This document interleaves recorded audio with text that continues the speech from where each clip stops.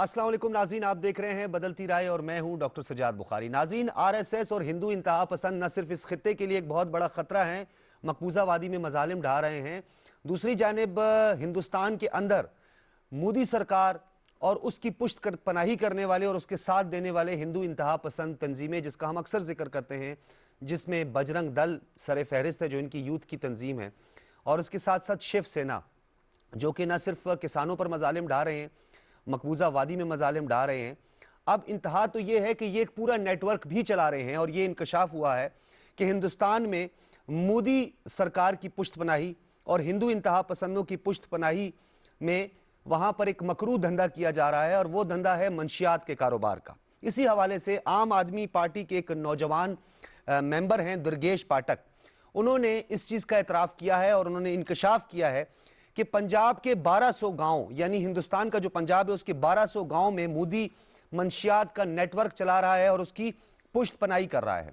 दूसरी जानिब एक बड़ी अहम डेवलपमेंट जिस पर भारतीय मीडिया को सांप सूंघा हुआ है और वो उस पर बात नहीं करने के लिए तैयार, बल्कि पूरी दुनिया की तवज्जो इस जानिब मबजूल करवाने की आज हम कोशिश करेंगे कि किस तरीके से कोकेन जैसे नशे का और मंशियात का एक नेटवर्क चलाया जा रहा है। आप स्क्रीन पर इस वक्त देख रहे होंगे, ये जो तस्वीर आपको दिखाई दे रही है ये है पामीला गोस्वामी। ये वो खातून है जो कि इस वक्त एक सरगर्म कारकुन है आरएसएस की, जो कि यूथ विंग को चला रही हैं। ये गिरफ्तार हुई हैं पिछले दिनों। गोहा एक तफरीही मकाम है हिंदुस्तान का, वहां पर कोकेन का एक पूरा नेटवर्क चलाया जा रहा है और हम तक ये इतलात पहुंची हैं, बल्कि शवाहिद के साथ आपको बताएंगे कि इस पर 100 ग्राम कोकेन का जो इल्जाम लगा है, ये 100 ग्राम नहीं बल्कि ये कई किलोग्राम कोकेन का नेटवर्क इन्होंने चलाया है और ये पकड़ी गई हैं और पूरी कोशिश की जा रही है। जुम्मे के दिन का ये वाकया है जब इनकी गिरफ्तारी अमल में आई थी और इसी की आड़ में एक और कत्ल कर दिया गया, एक और मर्डर कर दिया गया, और वो थे डीजेपी यानी director general police Punjab Pranab Nanda, जिसकी आप इस वक्त स्क्रीन पर तस्वीर देख रहे हैं। इन्हें कत्ल करवा दिया गया। इन्होंने न्यू दिल्ली एयरपोर्ट पर जब लैंड किया, ये प्रेस कॉन्फ्रेंस करने जा रहे थे और इनके पास इसकी तहकीकात थी, इस पूरे नेटवर्क को बेनकाब करने जा रहे थे। इन्हें अगवा किया गया, फिर उसके बाद इनका कत्ल किया गया और पोस्टमार्टम में यह चीज सामने आई कि इनको दिल का दौरा पड़ा है, जबकि उनको दिल का दौरा नहीं पड़ा था। इस हवाले से बेपनाह ट्वीट्स भी आपके सामने हैं, बेपनाह तफसीलात भी आपके सामने हैं और उसके साथ साथ आपको यह भी बताते चलें, योगेश चंद्र मोदी ये वो शख्स था जिसने नरेंद्र मोदी के खिलाफ गुजरात में मुस्लिम कुछ फसादात करवाए थे और मिलकर करवाए थे और इसकी तहकीकात की थी। यानी मिलकर चलाने का मकसद यह है कि इस पूरे गठजोड़ में वो शामिल था, इस तहकीकाती टीम का वो हिस्सा था, उसका सरबराह था और उन्होंने मोदी को बेगुनाह साबित किया। गुजरात के जो मुस्लिम कुछ फसादात थे उनको इनाम के तौर पर नेशनल इन्वेस्टिगेशन एजेंसी एनआईए, जिसका हम बार बार जिक्र करते हैं, उसका सरबराह बना दिया गया, यानी उसे नवाज दिया गया। इस पूरे नेटवर्क की आज हम बात करेंगे, तमाम तर तफसीलात आपके सामने रखेंगे और किस तरीके से ये नेटवर्क चलाया जा रहा है। और ये खातून जो अब गिरफ्तार हुई हैं, ये बाकायदा तौर पर आरएसएस की और हिंदू इंतहा पसंद तंजीम की जो यूथ विंग है उसकी सरबराही करती हैं, उसकी लीडर है। आप स्क्रीन पर भी इस वक्त देख रही हैं कि किस तरह वो आरएसएस के गुंडों को लीड करते हुए दिखाई दे रही हैं। जब इनकी गिरफ्तारी हुई तो इन्होंने बड़ा शोर मचाया और ये भी आपको बताते चले इनको धमकियां मिल रही थी और बार बार इनको जो धमकियां देने वाले थे उनका जिक्र किसने किया? गोवा कांग्रेस रहनुमा ग्रेश, जिन्होंने इसका जिक्र किया और उन्होंने ये कहा कि डीजीपी साहब को पहले से धमकियां दी जा रही थी। यानी हिंदुस्तान के अंदर अब एक और नेटवर्क बेनकाब हुआ है। इस नेटवर्क के हवाले से भी हम बात करेंगे। मंशियात का जो मकरू धंधा है उसकी पुष्ट पनाही की जा रही है। जिस तरह हमने कहा कि किसानों पे जो मजालिम डाए जा रहे हैं उसके पीछे भी इन्वेस्टर्स हैं, वो इन्वेस्टर्स हैं जिन्होंने मोदी को इक्तदार के मनसब तक पहुंचाया। लेकिन इतना बड़ा नेटवर्क और माफिया की सरपरस्ती और पूरी दुनिया खामोश है और हिंदुस्तान का मीडिया, जैसे मैंने आपको बताया, कि उसको सांप सूंघा हुआ है। इन तमाम तर तफसीलात पर बात करेंगे और प्रोग्राम के दूसरे हिस्से में बात करेंगे कि किस तरह हिंदुस्तान पाकिस्तान को आइसोलेट करने की कोशिश करता रहा, जिसमें उसे मुंह की खानी पड़ी। ईयू डिसइंफो लैब की बात करें, अक़वाम मुत्तहिदा की ह्यूमन राइट्स काउंसिल की उस 2 रिपोर्ट्स की बात करें या उस करारदाद की बात करें जो 50 साल के बाद जेर बहस आई और वो थी अक़वाम मुत्तहिदा की सिक्योरिटी काउंसिल में। तमाम तर कोशिशों के बावजूद भारत की कि पाकिस्तान को आइसोलेट करे, अब तेजी से आइसोलेशन की जानिब बढ़ रहा है और उसमें जो सरे फहरिस्त है वो इंसानी हुकूक की धज्जियां और पामाली है, जिसको पूरी दुनिया अब देख रही है और समझ रही है। इसी हवाले से हम तफसीलन बात करेंगे, अपने मेहमानों का तारुफ करवाएंगे, लेकिन उससे पहले हमने ब्रेक लेनी है, क्योंकि जो हमारे मेहमान हैं उनसे आज हम इसी हवाले से पूछेंगे भी, आपको कुछ वीडियोस भी दिखाएंगे। हमारे साथ मौजूद होंगे मेहमानों का पहले से तारुफ करवाते चलें। लेफ्टिनेंट जनरल रिटायर्ड गुलाम मुस्तफ़ा साहब, आपने हमें स्काइप से ज्वाइन किया है। असलम रिजवी साहब, फॉर्मर एम्बेसडर, और डॉक्टर आमना महमूद होंगी हमारे साथ, बैनुल अक़वामी उमूर की माहिर। यहाँ लेंगे एक छोटा सा ब्रेक, और जब ब्रेक के बाद वापस आएंगे तो आपको ये तमाम तर जो तफसीलात मैंने बताई हैं ये शवाहिद के साथ आपको दिखाएंगे। एक ब्रेक लेते हैं।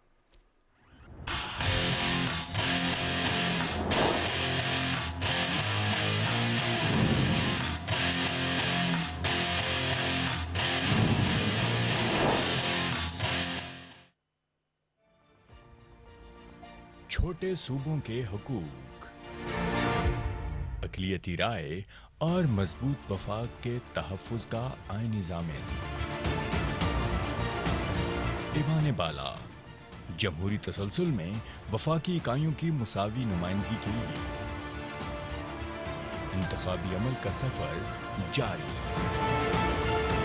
Senate election 2021।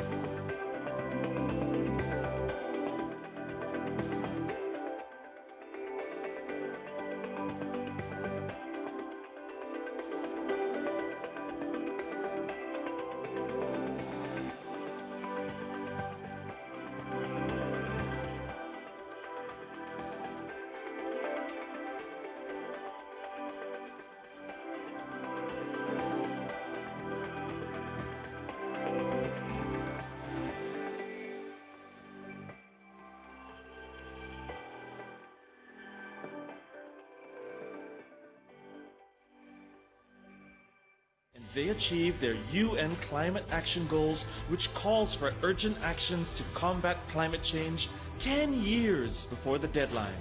It's not America, the UK, or Australia. It's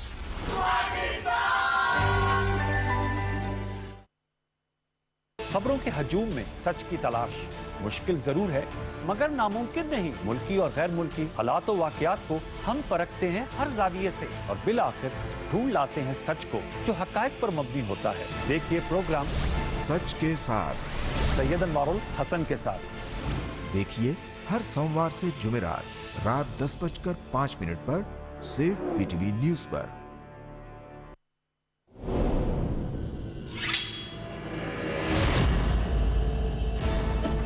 अल्लाह के दोस्तों को किसी चीज का खौफ नहीं होता अमीर सादत। वो सिर्फ अल्लाह पर यकीन रखते हैं और उसी की नाराजगी से खौफजदा रहते हैं। कमांडर वेसिलियस लगता है किसी बहुत बड़ी जंग की तैयारी में है। इस सारे तुर्क कबाइल एक परचम तले मुत्तहिद हो जाएंगे और मैं ऐसा नहीं होने दूंगा कभी। उराल के लिए वो नर्म गोशा रखते हैं। सब शशदर रह जाएंगे हलीमा, हैरान करने का पूरा इंतजाम है।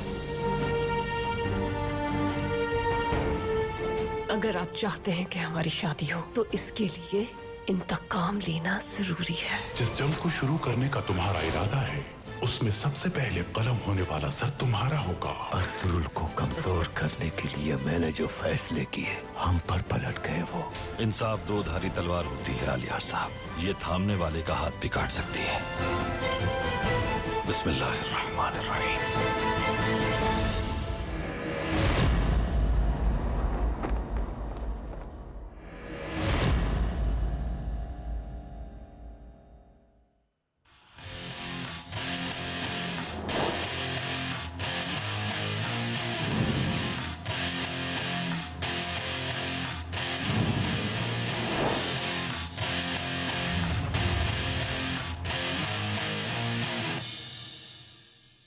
वेलकम बैक नाज़रीन। जिस तरह मैंने आपको ब्रेक से कबल बताया कि हिंदुस्तान में मजालिम एक तरफ, लोगों की जायदादों पर कब्जा एक तरफ, उनकी शहरियत को ख़त्म करना एक तरफ, दरिंदगी एक तरफ, लेकिन मंशियात का नेटवर्क चलाना एक तरफ, जिसकी किसी की तवज्जो ही इस जानिब मबजूल नहीं हुई। हमने आज कोशिश की कि आपकी तवज्जो मबजूल करवाने चाहे, क्योंकि भारत का मीडिया इसे छुपाना चाहता है।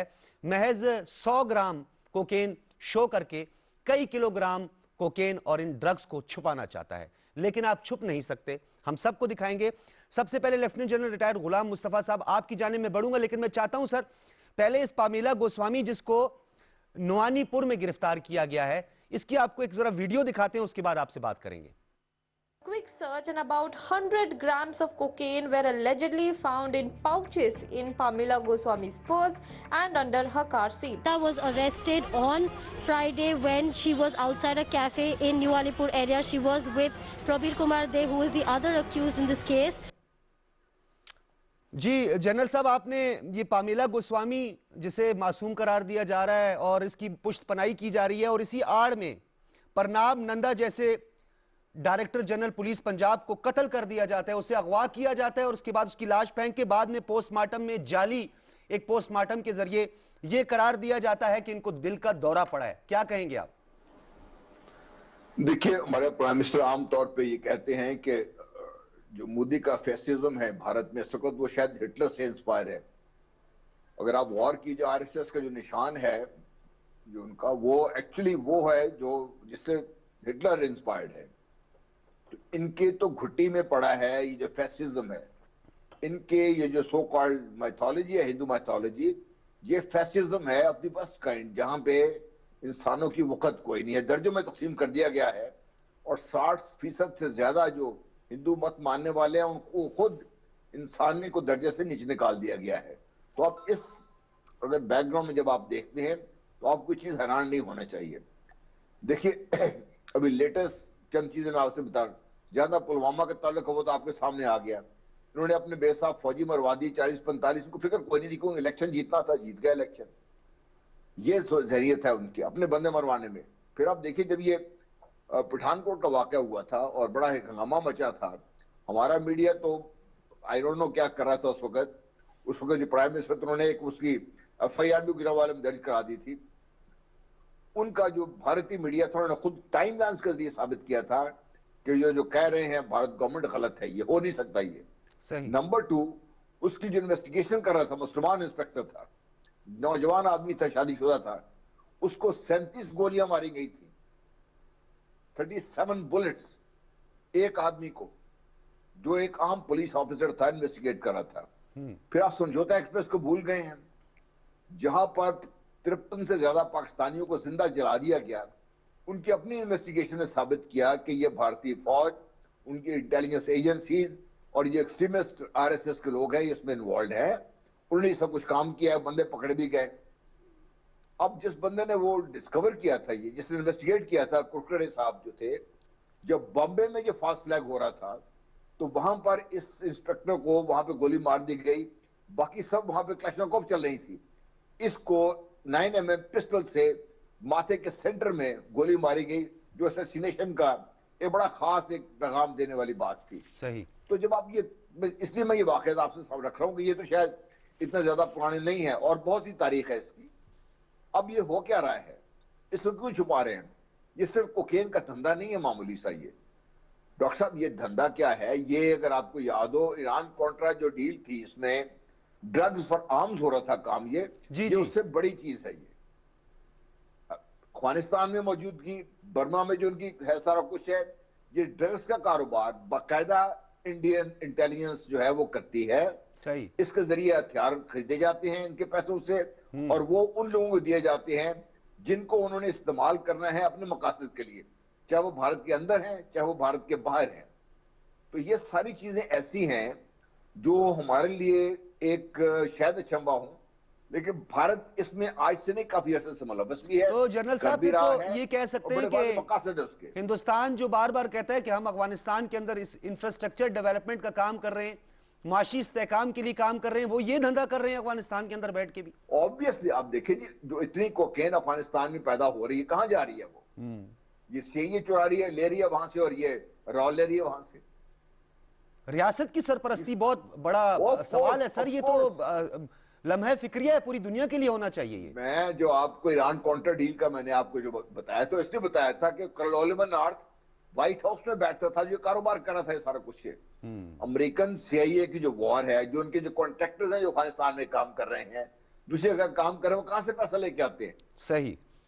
इसी हवाले से मजीद भी हम बात करते हैं जनरल साहब, क्योंकि आपने ये तो इंसदाद मंशियात के हवाले से, और एक तो बहुत बड़ा सब्जेक्ट और बहुत बड़ा चैप्टर है और पूरी दुनिया इस पे काम कर रही है, लेकिन दुनिया के वो इदारे जो इंसदाद मंशियात के लिए काम कर रहे हैं वो यहाँ क्यों नहीं देख पा रहे? रिजवी साहब आपकी तरफ आऊंगा, किस तरह के आप सकते हैं सैंक्शन लगाई जा सकते हैं, या जिस गुनाह का मुर्तकिब हो रहा है हिंदुस्तान, ये सब कुछ जो हिंदुस्तान के अंदर एक स्टेट उसकी सरपरस्ती कर रहा है, हिंदुस्तान की मोदी सरकार इसकी सरपरस्ती कर रही है, इस पे क्या किस तरह की एलिगेशंस लगाई जा सकती हैं और इसकी पनिशमेंट क्या हो सकती है? जी देखिए, ये जो वाक़या हुआ है इससे ज़ाहिर हो रहा है कि इंडिया का जो असल चेहरा है वो क्या है, क्या नाम। और मगर एक बात है कि इंडिया जो है एक इमर्जिंग पावर है, उसकी जो GDP है कोई 2.4 ट्रिलियन GDP है, और उसकी जो पॉलिसी रही है, क्या नाम, प्रोजेक्ट करती रही अपने आप को कि दुनिया की सबसे बड़ी डेमोक्रेसी है, तो उसकी वजह से जो बाकी ममालिक हैं वो जो कोर इश्यूज़ हैं, इंडिया के जो प्रॉब्लम्स हैं, ख़ास तौर पे जो दहशतगर्दी हो रही है, जो हालात हो रहे हैं, जेनोसाइड हो रही है कश्मीर में, उसकी तरफ कोई वो कहना नहीं चाहते हैं। इसकी एक बहुत सारी वजूहात है। एक तो ये है कि एक की पॉलिसी जो है डुप्लीकेसी की है, डबल टॉक करते हैं, एक कुछ और करते हैं, और क्रिटिसिज्म जो होता है, यानी वो चाइना की तरफ देखें आप तो वो संख्याएं की बात करते हैं, आप हांगकांग की बात करते हैं, मगर इजराइल में जो हो रहा है, कश्मीर में जो हो रहा है उसके लिए चुप रहते हैं वो। तो मगर ये जो जब से मोदी साहब आए हैं और जब से उन्होंने अपनी आइडियोलॉजी जो RSS की आई है, और उन्होंने जो एक पॉलिसी जो अडॉप्ट की है, फेसिस्ट पॉलिसी जो अडॉप्ट की है, और उन्होंने जो इस तरह के गुंडे कर रखे हैं RSS के, जिस तरह के वो SS हुआ करते थे नाजी के ज़माने में, हिटलर के ज़माने में, अब ये दुनिया को एहसास हो रहा है कि ये जो मुल्क है ये किस तरफ जा रहा है। और चाहे वो अभी बोल नहीं रहे हैं, मगर क्या नाम, उनको ऑलरेडी जो है अमेरिका की तरफ से, UN की तरफ से, EU की तरफ से, क्या नाम, जनरल असेंबली की तरफ से, सेक्रेटरी जनरल उसकी तरफ से, सब तरफ से लोग नोटिस ले रहे हैं, ख़ास तौर पे कश्मीर की तरफ। तो आपने देखा कि जो अभी रिसेंटली यहाँ पे उन्होंने लाइन ऑफ कंट्रोल के ऊपर जो एक मुआहदा हुआ है कि जो 2003 का एग्रीमेंट थी, तो वो क्या नाम रिवाइव हो गया है, तो उसको वेलकम किया है। क्या नाम, ये एक सरप्राइज़ हुआ पाकिस्तान के लिए भी, मगर सबसे ज़्यादा इससे जो फ़ायदा हुआ है वो ज़ाहिर है वो कश्मीरियों के लिए हुआ है। और तो इसी साथ उसमें जो डिस्कशन हुई है उसमें ये भी कहा गया है कि कोई ऐसी चीज़ नहीं करेंगे जिसकी वजह से ये हो सकता है कि इसमें दहशतगर्दी हो जाए, इसमें जंग हो जाए, तो उसका ख्याल रखेंगे। और जो हमारे ख़ास इंटरेस्ट के हैं दोनों मुल्क के और कोर इश्यूज़ हैं उसको भी हम तवज्जो देंगे। सही। तो मतलब ये है कि, और जिस तरह मैंने अर्ज़ किया पहले कि ये जो क्या अमेरिका है, यूनाइटेड नेशंस है, EU है, तो सब की तरफ से ये कहा जा रहा है कि मोदी दोनों साइड के ऊपर कि आप बातचीत करें और डायलॉग करें और यहाँ पे आज तो नहीं कहा जा रहा है, ये तो पहले से कहा जा रहा है। ये तो वो तो हम ये कह सकते हैं, लफाजी ही कह सकते हैं। तो हमेशा से कहा जाता है कि दोनों फरीकैन मिल बैठकर बात करें। ये फरीक क्यों नहीं कहते? हम तो तैयार हैं, हम तो खुद ऑफर कर रहे हैं। श्रीलंका जाते हैं प्राइम मिनिस्टर, वो कहते हैं 27 फरवरी को अपनी ट्वीट में कहते हैं, बरमला इसका इज़हार करते हैं, लेकिन वो इसको हमारी कमजोरी समझ बैठते हैं।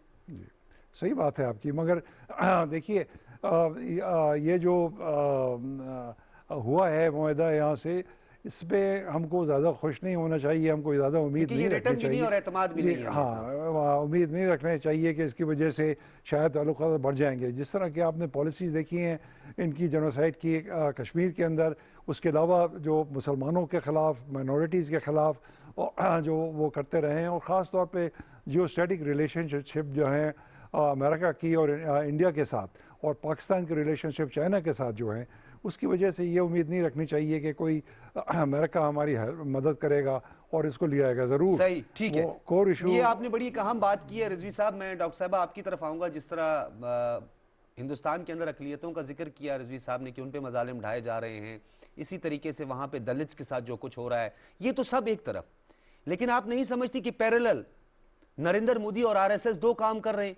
यानी एक तो मजालिम ढा रहे हैं हिंदुस्तान के अंदर, वो अपनी भड़ास निकाल रहे हैं, मुसलमान दुश्मनी यानी मुस्लिम दुश्मनी जो है उनका एक एजेंडा है जिस पर वो अमल पैरा है।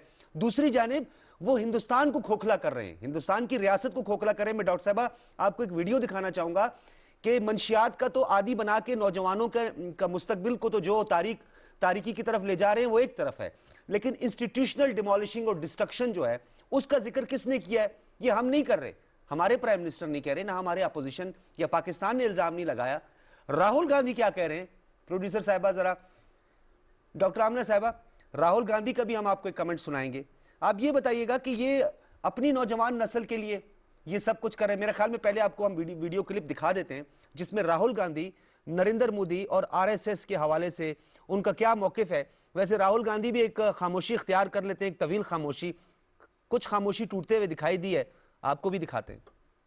One organization, the RSS, has combined with huge finances to penetrate and disturb and destroy our institutional balance.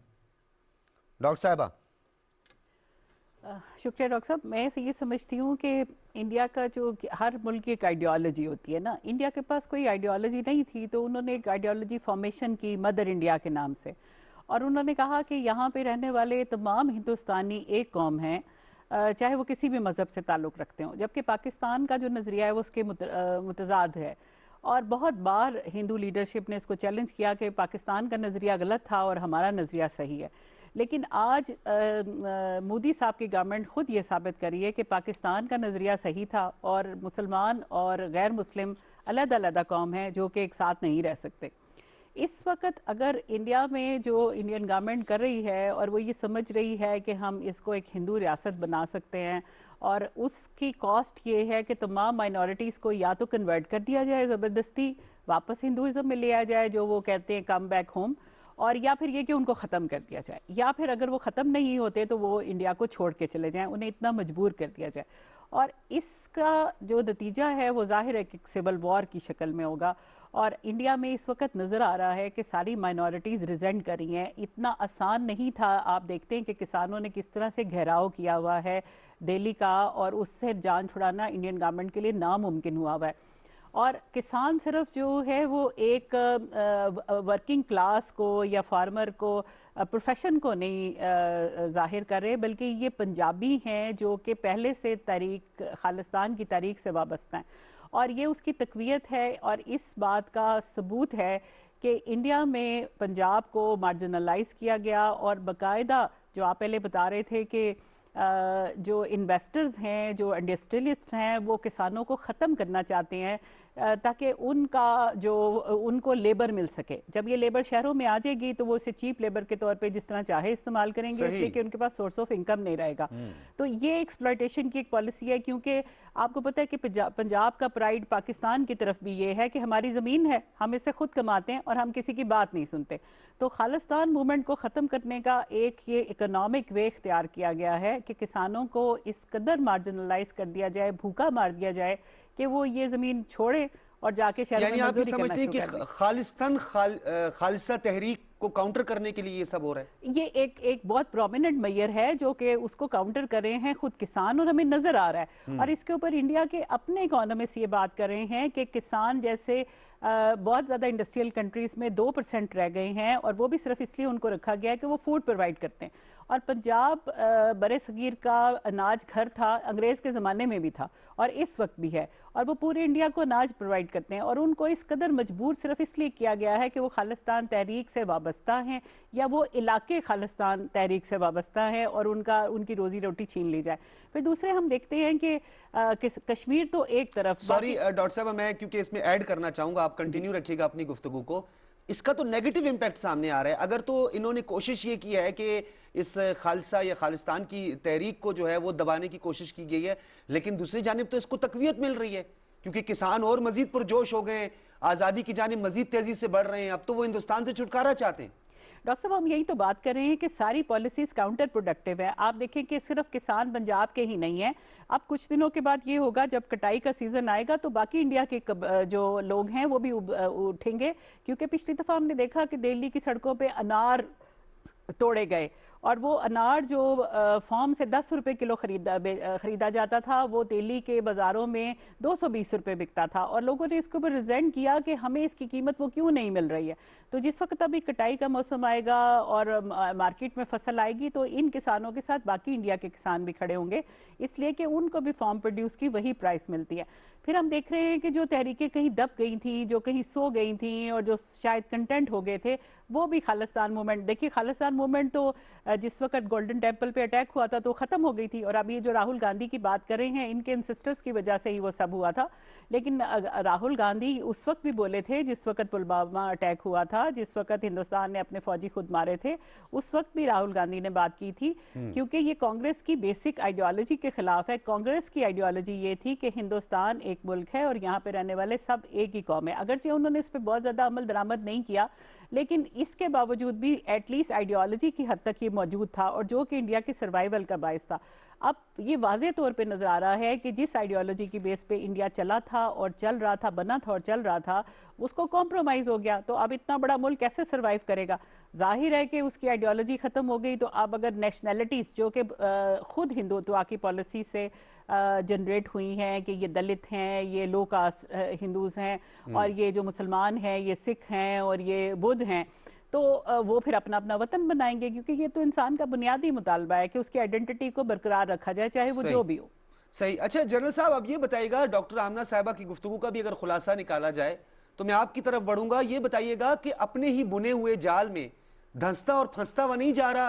आप नहीं देख रहे कि जिस तरह नरेंद्र मोदी ने इतने महाज खोल दिए कि अब मामलात इतने कॉम्प्लिकेटेड हो गए कि उसे समझ ही नहीं आ रही कि किस चीज का नेगेटिव इंपैक्ट होगा, किस चीज का पॉजिटिव इंपैक्ट होगा। जिस तरह डॉक्टर साहिबा ने भी बताया कि ये प्री प्लान था सब कुछ, ये जो प्रोटेस्टर्स के हवाले से किया गया, पहले उन्हें रास्ता दिया गया, उनके ट्रैक्टर्स गुजरने दिए गए, फिर इसे पीसफुल प्रोटेस्ट करार दिया, बाद में कहा कि इसके पीछे पाकिस्तान है, ये तमाम के तमाम एजेंट हैं, इनकी पुश्तपनाही हो रही है, फिर इनको मारने का सिलसिला शुरू हुआ, खंदकें खोदी गई। तो आपको कंफ्यूजन सी नहीं नजर आ रही हिंदुस्तान के अंदर?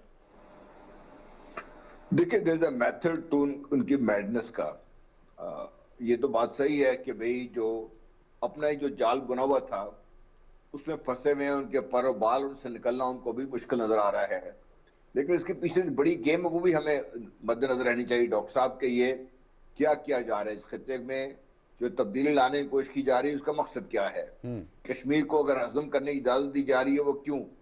और अगर अफगानिस्तान में जिस तरीके से भारत को जगह दी गई और जिस तरीके से बाकी इनको ये जो पिछले मुआहदात हुए हैं ओबामा के 2016 से लेके अभी पिछले इलेक्शन से कुछ हफ्ता पहले तक के, उनका क्या मकसद है? तो भारत को इनके 100 गुना खून माफ कर रही दुनिया इस वक्त, वो क्यों माफ कर रही है? और इसलिए पाकिस्तान को, ये ठीक है भारत के मसाइल हैं, भारत के अंदर प्रॉब्लम है, इकॉनमी टैंक कर रही है, उनकी पॉलिटिक्स जो बॉडी पॉलिटिक है वो ऐसा ऐसा खुल के बिल्कुल सामने आ गई है। वो हमेशा से ही उनका जो एक एजेंडा तो एक था, तरीकेकार मुख्तलिफ था, चाहे कांग्रेस थी चाहे कुछ और थे। तो इस लिहाज से भारत का उसमें फंस जाना कोई बड़ी बात नहीं है। भारत को इससे निकालने के लिए लोग जो कोशिश कर रहे हैं वो बात भूलिए। इसका मसला पाकिस्तान के लिए बहुत सीरियस है, क्योंकि भारत जो भी करता है पाकिस्तान में अनफॉर्चुनेटली या फॉर्चुनेटली ना कभी भारत की पॉलिटिक्स डिस्कशन आई है, ना कभी भारत हमारे इलेक्शन का कभी हिस्सा रहा है।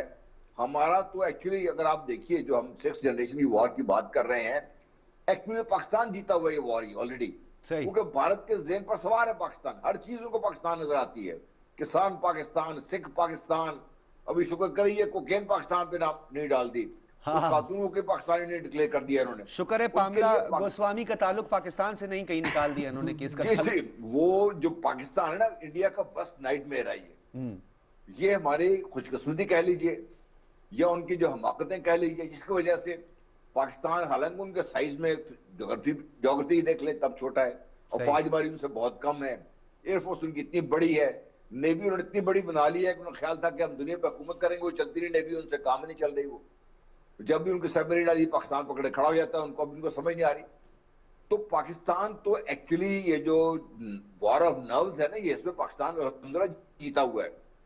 लेकिन पहले जो वीडियो आई उसके बाद हमारी एक आला सतही कमेटी जो है उसकी मीटिंग हुई है, जिसमें शाह महमूद कुरैशी साहब, असद उमर साहब, परवेज़ खट्टक साहब, शफकत महमूद साहब और हमारे तमाम ही बाकी सीनियर लीडर्स जो थे वो शामिल थे।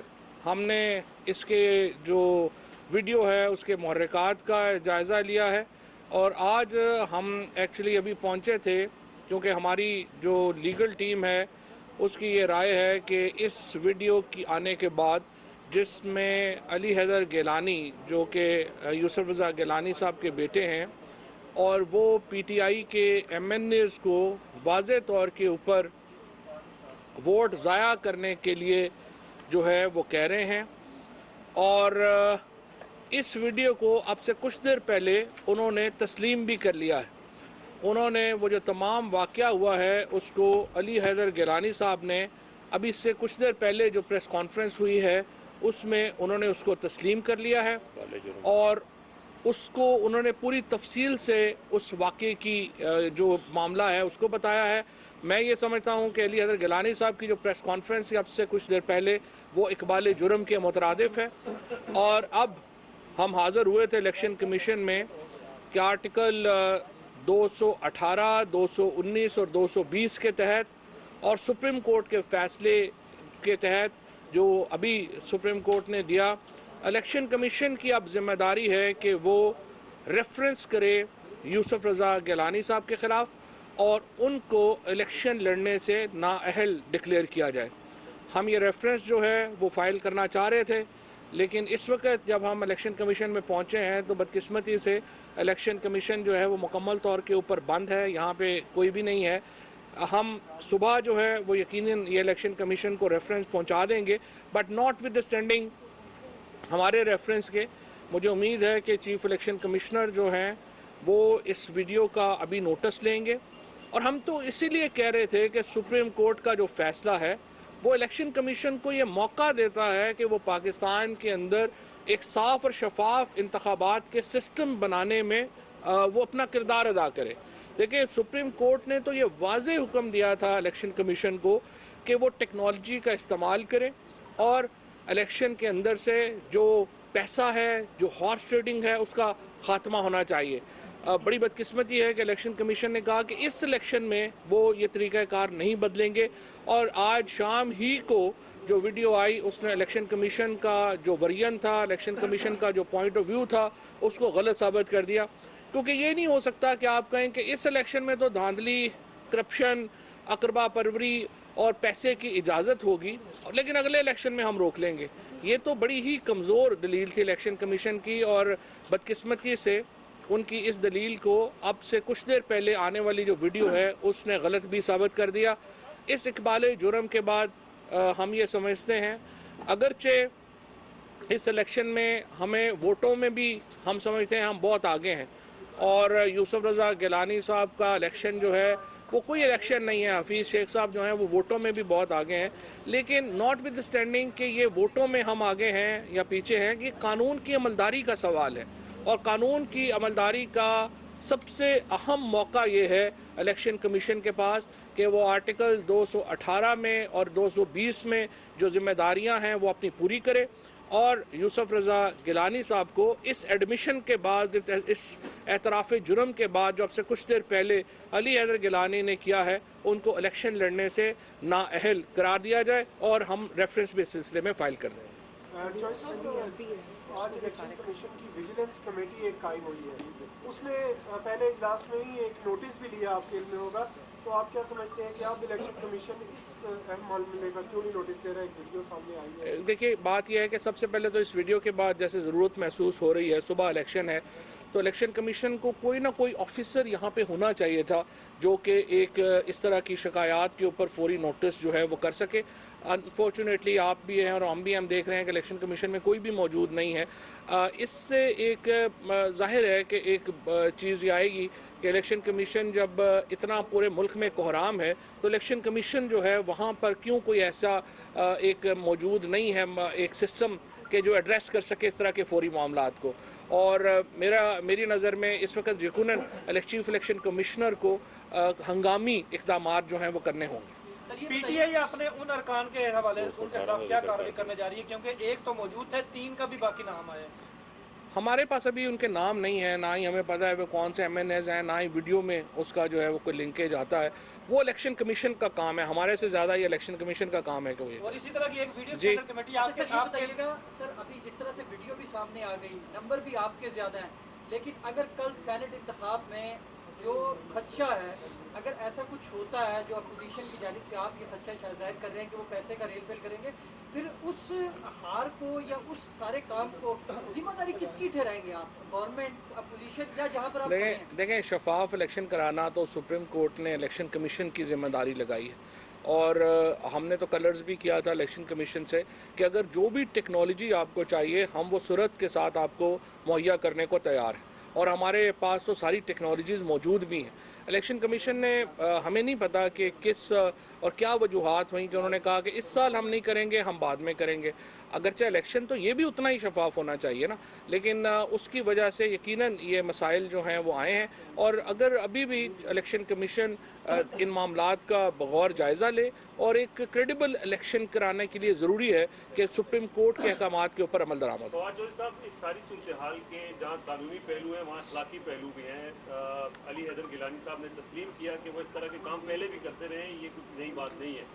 तो PDM की क़यादत भी ये दावा का नंबर कम रखने के बावजूद ये दावा करती रही है कि वो जीतेगी, और उनको इसका मतलब है कि सारी सूरत हाल का पहले से मालूम था। तो ये अखलाकी तौर पर कहाँ करें? देखिए, अखलाकी तौर के ऊपर तो PDM की क़यादत का अल्हम्दुलिल्लाह कोई अखलाक है ही नहीं। आपको मालूम है कि अखलाकी तो उनका प्रॉब्लम ही नहीं है। अदरवाइज़ तो आपकी बात बिल्कुल दुरुस्त है कि कानूनी तो बात की बात है, पहले तो अखलाकी बात है। आप कैसे जो है वो इलेक्शन में ये कह सकते हैं दूसरी पार्टी के लोगों को कि आप अपने वोट ज़ाया कर दें, या ये कि आप इतने पैसे ले लें और वोट हमें दे दें, या आप कुछ भी ऐसा करें जिससे इलेक्शन का नतीजे के ऊपर आप असरअंदाज हो सकें।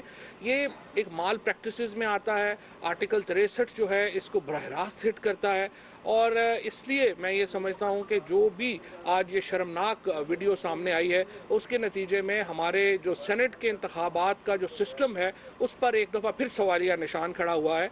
और प्राइम मिनिस्टर साहब ने, इमरान खान ने हमेशा यही जदोजहद की है शफाफ इंतखाबात के लिए, और आज के वाक़े ने एक बार फिर इमरान खान को जो है वो दुरुस्त साबित किया है, और ये साबित किया है कि इस सिस्टम में बड़ी तब्दीलियों की ज़रूरत है। शुक्रिया जी। इसी तरह के पहले वीडियो स्कैंडल सामने उसके ऊपर डिटेल बात उसके साथ जोड़ लेंगे, जोड़ सकते हैं उसको, लेकिन वो प्राइम मिनिस्टर साहब कहेंगे तो वो कमेटी बनेगी।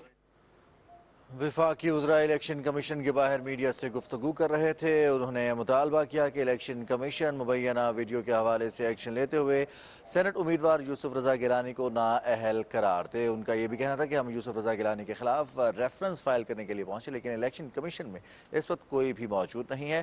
ताहम इलेक्शन कमीशन की जिम्मेदारी है। सुप्रीम कोर्ट ने इलेक्शन कमीशन के ये ज़िम्मे आयद किया है कि साफ और शफाफ इंतखाबात का इनेकाद करना इलेक्शन कमीशन की जिम्मेदारी है।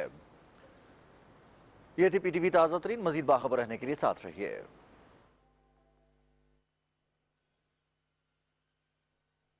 क्योंकि वक्त की किल्लत का सामना है, आप समझते हैं कि ये जो तेजी और फुर्ती जो है ये खाई की तरफ जा रही है जिसे समझ नहीं आ रही। बिल्कुल सही जी। असलम रिजवी साहब, इस केस को हम कैसे बिल्ड करें कि ये जो नेटवर्क है इसके मुज़र असरात या इसके साइड इफेक्ट्स कहें, या जिस तरीके से ये नेटवर्क फैलाया जा रहा है, ये पूरे खित्ते के लिए एक बहुत बड़ा चैलेंज बन सकता है और फिर इसे रोकना बहुत मुश्किल हो जाएगा। जी बस ये तो बहुत अहमियत रखता है जो इसको हाईलाइट करने के लिए इंटरनेशनली। देखिए हम देख रहे हैं कि अफ़गानिस्तान में वहाँ पे जो था ड्रग्स थे और तालिबान आए तो उन्होंने ख़त्म कर दिया, फिर वहाँ ड्रग्स शुरू हो गए।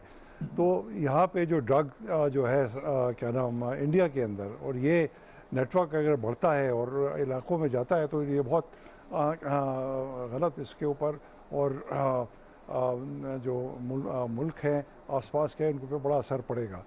तो वो टेररिज्म की बात करते हैं, मगर ये जो ड्रग्स की जो है जो खिते में जाएगी तो उस पर और एक और एस्पेक्ट है।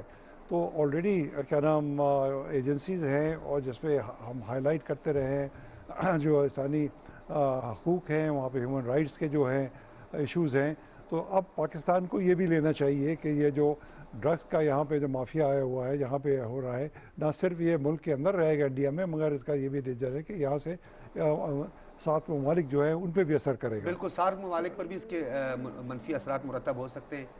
डॉक्टर साहबा, आपने क्लोज करना है और कंक्लूड भी करना है, ये बताइएगा कि इस वक्त जो सूरत हाल है, जो हिंदुस्तान की एक कोशिश रही है, मंशा रही है, ख्वाहिश रही है कि पाकिस्तान को हम आइसोलेट करके दिखाएंगे, और नरेंद्र मोदी अपनी इंतखाबी मुहिम और कैंपेन्स में इस चीज़ का जिक्र करता रहा है, लेकिन ये तो सब उल्टा हो गया। अब तो हिंदुस्तान में जिस तरीके से बैनुल-अक़वामी सतह पर प्रेशर बढ़ता जा रहा है, एक्सपोज होता जा रहा है, तो ये तो खुद आइसोलेट होता जा रहा है। क्या इस तरफ इनकी तवज्जो है? डॉक्टर साहब, मैं बिल्कुल इससे एग्री करती हूँ। जो जनरल साहब कह रहे थे, जो आप कह रहे हैं, इतना ज़्यादा रेलेवेंट है इस वक्त सिचुएशन। देखिए, पहले वो आर्म्स ट्रेड करते थे और दूसरे मुल्कों के अंदर हथियार सप्लाई करके रेजिस्टेंस मूवमेंट को सपोर्ट करते थे, जैसे वो हमारे बलूचिस्तान में कर रहे थे। और फिर उसके बाद बांग्लादेश में भी उन्होंने ऐसे ही किया, जो भूटान में उन्होंने ऐसे किया, नेपाल में उन्होंने ऐसे किया, श्रीलंका में उन्होंने ऐसे किया। ये नेटवर्क जो मंशियात सप्लाई का है, ये पहले से चल रहा है, एक्सपोज्ड अभी हुआ है ना। और इसका मकसद ये है कि एक तरफ तो आम से ये जो मंशियात की फ़रोख्त के ज़रिए पैसे कमाए जाए और उससे आर्म सेल्स की आर्म्स खरीदे जा सकें रेजिस्टेंट मूवमेंट को देने के लिए। दूसरा इसका मकसद ये है कि जो, जैसे जनरल साहब ने भी कहा है कि जो रेजिस्टेंस मूवमेंट है उनके नौजवानों को बेकार कर दिया जाए ताकि वो अपनी कमिटमेंट से पीछे हट जाएं और आज़ादी की जंग ना लड़ें। दोनों सूरतों में अब पहले देखिए, पाकिस्तान के ऊपर इल्ज़ाम था टेररिज्म एक्सपोर्ट करने का, मंशियात पे, पाकिस्तान के पासपोर्ट पे जो लोग ट्रैवल करते थे, बेशक वो पाकिस्तानी नहीं थे, अफगानी थे, लेकिन इसके बावजूद पाकिस्तान को के अवाम को जब वो ट्रैवल करते थे बहुत रेजिस्टेंस फेस करना पड़ता था और पाकिस्तान को लेबल कर दिया गया नारकोटिक्स की ट्रेड के लिए।